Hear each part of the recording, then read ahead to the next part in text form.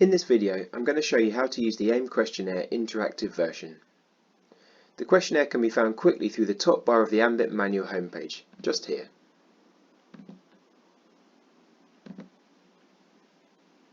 The AIM is a measure of client functioning, which includes 43 items or questions covering a broad range of areas of life. The questions are divided into 7 subscales. There are 2 versions of the AIM questionnaire, a paper version, which can be downloaded from this wiki manual, and the interactive version, which we'll be demonstrating today.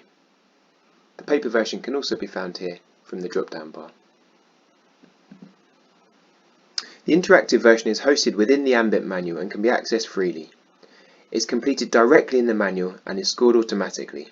Scores are not stored online or within the manual, however a readout of the results can be downloaded and saved onto your device or printed out after scoring.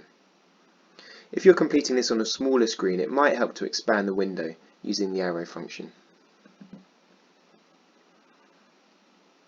So the AIM questionnaire is a worker-completed measure. The worker would complete the questionnaire near the start of contact with a client and at the end of contact. The questionnaire is completed from the worker's perspective based on their best understanding at that point in time. Questions can be rated from a 0+ down to a 4, with a 0+ indicating a particular strength for the client and a 4 indicating a very severe difficulty for the client at that time. So I'm just going to be holding a client in my mind and moving through the questions.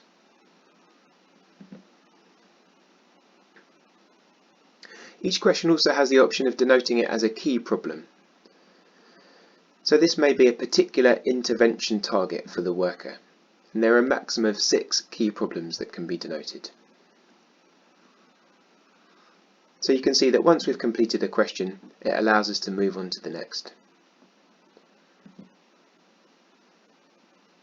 If you don't know the answer, or you're not sure whether a client has a difficulty within this area, you should score this as a 0.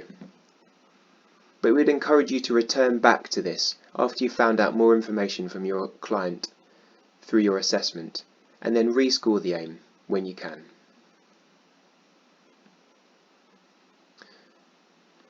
The top bar shows us how far we are through the AIM, how many questions we have to go, and this drop down here allows us to jump between questions and move back and forth and rescore them if we need to.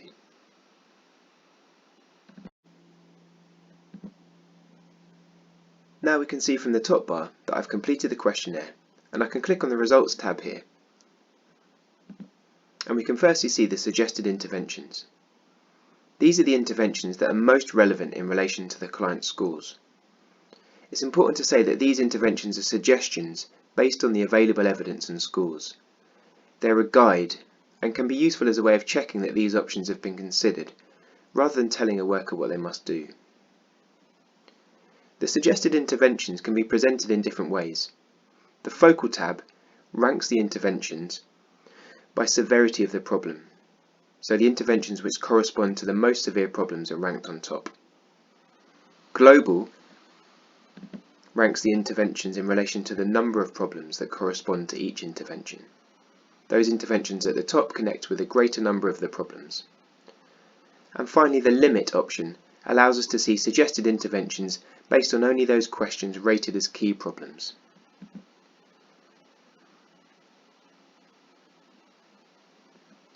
The Scores tab shows us the overall AIM score at the top and a breakdown of the AIM scores for each subscale, each separate item score and the key problem scores.